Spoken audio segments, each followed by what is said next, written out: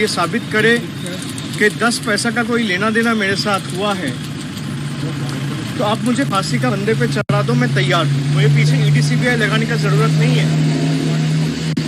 आज मैं सुबह 11 बजे यहाँ पहुँचा, अभी शाम को 8 बज रहे हैं। 9 घंटा मेरे से लगातार सवाल जवाब किए गए। भाई वो अपना काम कर रहे हैं, मैं सम्मान करता हूँ, ये उनका काम है, उनका हक है। And I have cooperated with them and answered all their questions, given them my written statement to the best of my abilities। मैं ये आप सबको कहना चाह रहा हूँ कि आप सबको पता है कि जो सामने कैमरा के सामने हाथ बढ़ाकर पैसा लेते हुए पकड़ा जाते हैं, उनके खिलाफ ये इन्वेस्टिगेटिंग एजेंसीज चुप्पी ठान के बैठ जाते हैं। उनके खिलाफ कुछ नहीं करता है क्योंकि वो एक राजनीतिक दल के साथ जुड़ चुका है, इसलिए उनका सारा खून माफ। अब जो बीजेपी के साथ लड़ता है उनको किसी भी तरीके से हरास करना है। This case has arisen out of Calcutta. I have been summoned to Delhi. I have been asked questions non-stop for the last 8 hours. I don't blame the investigating agencies. It's their work.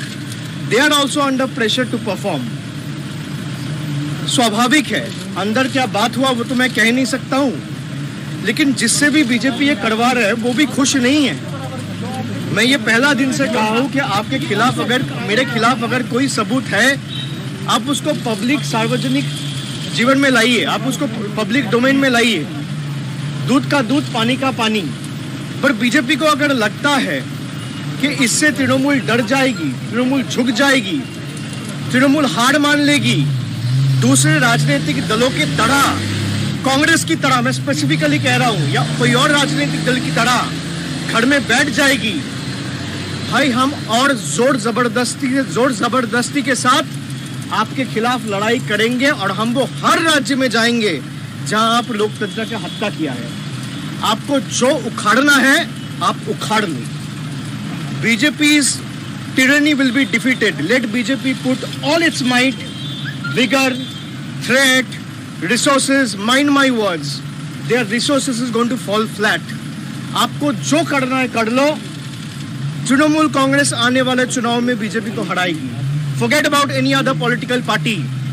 हम जिंदगी दे देंगे, जिंदगी दांव पे लगा देंगे, पर sir नहीं झुकाएंगे। We will not sell our spine to these autocrats, to these cowards who can't defeat us politically।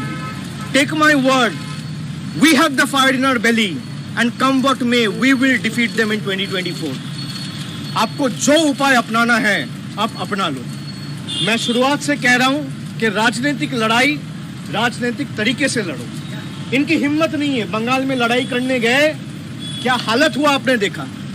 जो अमित शाह बड़े बड़े बात करते थे कि मेरा बचपन का अनुभव है 200 सीट पार होगी, भाई 70 में गाड़ी अटक गया। अभी मैं आपको अगर बताऊंगा 25 बीजेपी एमएलए लाइन पे है, हम ले नहीं रहे। और जिनको लगता है कि बीजेपी का एमएलए आ रहा है और चुनाव नहीं होगा, मैं आपको ये दिलाता हूँ, आश्वासन दिलाता हूँ, मैं पार्टी का जनरल सेक्रेटरी हूँ। बीजेपी का जो चुनाव होगा, जरूरत पड़ेगा वो इस्तीफा देकर चुनाव लड़ेगा और जीत के आएगा। आपका हिम्मत है तो आप रोक लो। तृणमूल कांग्रेस हर वो राज्य में जाएगी जहां पे भाजपा है, और आने वाला दिनों में we will take the BJP head on and defeat them. उनको जो करना है वो कर ले। किसी भी माइका लाल का अगर हिम्मत है डरा धमका के तृणमूल कांग्रेस को रोके, तो उसको मैं चुनौती देके जाता हूं। आप ED, CBI, SFIO, income tax जो लगाना है लगा दो, हम झुकने वाले नहीं है, हम रुकने वाले नहीं है। जो ये প্রিয় দর্শক, আমি শফিকুল ইসলাম এবং আপনারা দেখছেন আরামবাগ টিভি। দর্শক, জীবনে প্রথমবার একেবারে জেরার সামনে হাজির হয়েছিলেন অভিষেক ব্যানার্জি। আপনারা জানেন যে আজকে তিনি দিল্লিতে ইডি দপ্তরে গেছিলেন, কারণ কয়লা কাণ্ডে তাকে প্রশ্ন করার প্রয়োজন মনে করেছে ইডি এবং তাকে ডাকা হয়েছিল, তিনি সেখানে গেছিলেন। 11টা থেকে একেবারে 8টা, প্রায় 9 ঘন্টা তিনি ইডির অফিসে ছিলেন, তাকে জেরা করা হয়েছে, প্রশ্ন করা হয়েছে এবং তারপর সেখান থেকে বের হয়ে মিডিয়ার সামনে এইসব কথা বলেছেন। কথা শুনে আপনাদের কি মনে হচ্ছে দর্শক? আমি দেখছি অনেকে বলছেন যে 9 ঘন্টা জেরার পর অনেকটা যেন ফ্রাস্ট্রেটেড লাগছে অভিষেক ব্যানার্জিকে। মানে একটা এজেন্সির কাছে তিনি ছিলেন, জেরার মুখোমুখি হয়েছিলেন, কিন্তু বের হয়ে যেভাবে কথা বলছিলেন যেন একটা ফ্রাস্ট্রেটেড, একেবারে পলিটিক্যালি তার মতো করে তিনি ভাষণ দিলেন এবং বলতে বলতে এমন কিছু কিছু কথা বলে ফেললেন, সেটা নিয়ে আরও অনেকে প্রশ্ন তুলছেন যে 2024-এর লোকসভা নির্বাচনে কংগ্রেস একসঙ্গে তারা চলবে বলে যেটা ঠিক হচ্ছে, তৃণমূল কংগ্রেস যেটা ঠিক করছে, আমরা দেখছি বিভিন্ন সময় বৈঠক করছে, সেখানে কংগ্রেসকেও আগে কটাক্ষ করলেন, বললেন যে এরকম যে অন্য দলকে, আমি স্পেসিফিক্যালি বলছি কংগ্রেসকে, এরকম ভয় দেখালে চুপ করে বসে থাকবো এইসব নয়, আমরা আরও জোর জবরদস্তি আরও একেবারে জোর কদমে লড়বো, যেখানে বিজেপি সেখানে আমরা ঝাঁপাবো, এইসব কথা তিনি বললেন। একেবারে কংগ্রেসকে উদ্দেশ্য করে যেভাবে কথাটা বললেন, তাতে কংগ্রেসের অনেকে আবার একটু মনক্ষুণ্ণ, বুঝতে পারছি যে আমরা একসঙ্গে লড়বো বলছি, আবার আমাদের কি দোষারোপ করছে, আমরা কি ভয়ে চুপ করে বসে যায়। তো এইভাবে পলিটিক্যাল পার্টির নাম উনি নিলেন কেন?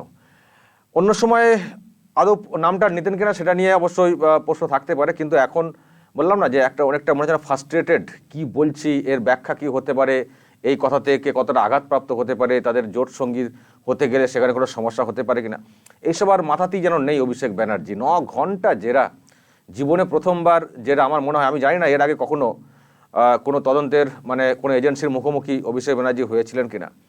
আমার যতটুকু জানা যে এই প্রথমবার তিনি একেবারে এরকম জেরার মুখোমুখি, এবং সেখানে একেবারে 9 ঘন্টা, এই 9 ঘন্টা যখন প্রশ্ন উত্তরের মুখোমুখি, তারপর তিনি বের হয়ে যেভাবে কথা বলছিলেন, তাতে এটা ঠিক বডি ল্যাঙ্গুয়েজ দেখে খুবই ফ্রাস্ট্রেটেড, এবং যে ধরনের কথা বলছিলেন যে আমরা হারাবই, আমরা অন্য মানে আমরা একাই হারিয়ে দেবো, মানে এমনভাবে বলার চেষ্টা করছেন যে বিজেপিকে 2024-এ তৃণমূল কংগ্রেস একাই হারিয়ে দেবে। সেটা সম্ভব? বাস্তব তো সেটা নয়। বলছেন যে যেখানে যেখানে বিজেপি আছে সেখানে সেখানে আমরা যাব, বরঞ্চ সামনে যে রাজ্যগুলোতে রয়েছে নির্বাচন, বিধানসভা নির্বাচন, কোথায় তা তো সেখানে যাচ্ছেই না, উত্তরপ্রদেশে যাচ্ছেই না। ভোটের মানে এই রাজ্যের বিধানসভা নির্বাচনের সময় উত্তরপ্রদেশ সম্পর্কে কত কথা বলেছিলেন, কোথায় সেখানেও তো আমরা কোনো গ্রাউন্ড ওয়ার্ক করতে দেখছি না, সামনেই তো ভোট রয়েছে। ফলে আর কবে যাবে তৃণমূল কংগ্রেস? ভোটের পর গিয়া কি হবে? ভোটের সময় তো যেতে হবে, বিধানসভা ভোট রয়েছে। সেখানে তিনি বললেন যে আমরা সব কটাই রাজ্য, যেখানে যেখানে বিজেপি রয়েছে সেখানে সেখানে আমরা যাবো, মানে এমনভাবে বলছিলেন, মানে বুঝতে পারছি যে খুবই মানে একটা 9 ঘন্টা জেরা, একটা রাগ, একটা ক্ষোভ মনের মধ্যে জন্মেছে। এবং বলছিলেন যে যদি 10 পয়সার অবৈধ লেনদেন দেখাতে পারে তাহলে আমি নিজেই সাজা গ্রহণ করবো, ফাঁসির মঞ্চে ঝুলে যাবো, এইসব কথাও বলেছেন আজকে।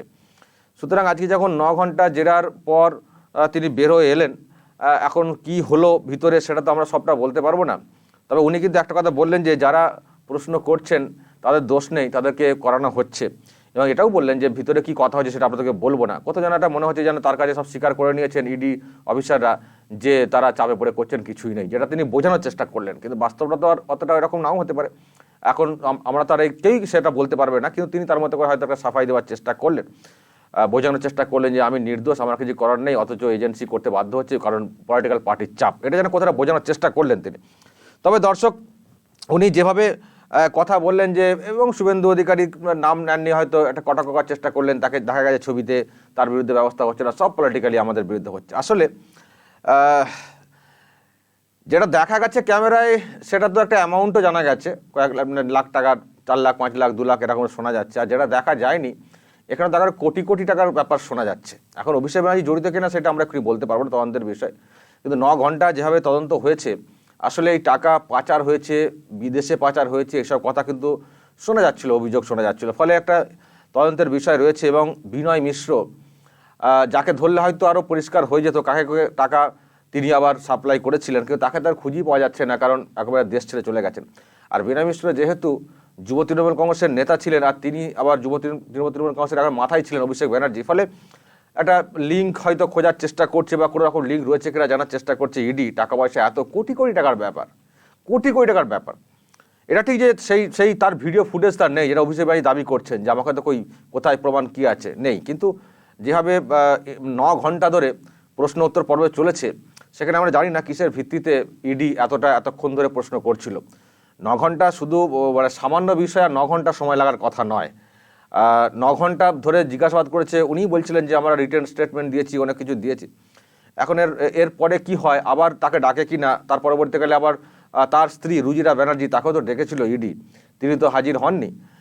ফলে সেখানে কি হবে, তাকে আবার ডাকবে কিনা, আলটিমেটলি এখানেই একেবারে শেষ সেটা বলা যাবে না, ওয়েট করতে হবে যে আজকে কি অসঙ্গতি পেয়েছে নতুন করে ইডি, তারপর ওয়াইফকে জিজ্ঞাসা করবে, তারপর কি হয়। কিন্তু এটুকু যেটা বলছি দর্শক, যে একেবারে 9 ঘন্টা পর বের হয়ে আমার যেটা মনে হচ্ছে খুব ফ্রাস্ট্রেটেড লেগেছে। একেবারে কি বলছি, অনেক কথা বলে ফেলছেন, গায়ের জোরে বলে ফেলছেন, তার ইম্প্যাক্ট কি হতে পারে পলিটিক্যালি, অন্য দলগুলো কতটা ক্ষুব্ধ হতে পারে, আমরা একাই চলবো, এই যে কথাটা হারিয়ে দেবো, মানে ওটা যেন অনেকে বলছেন বেশি বেশি বলে ফেলছেন আর কি, অবাস্তব কথা বলে ফেলছেন।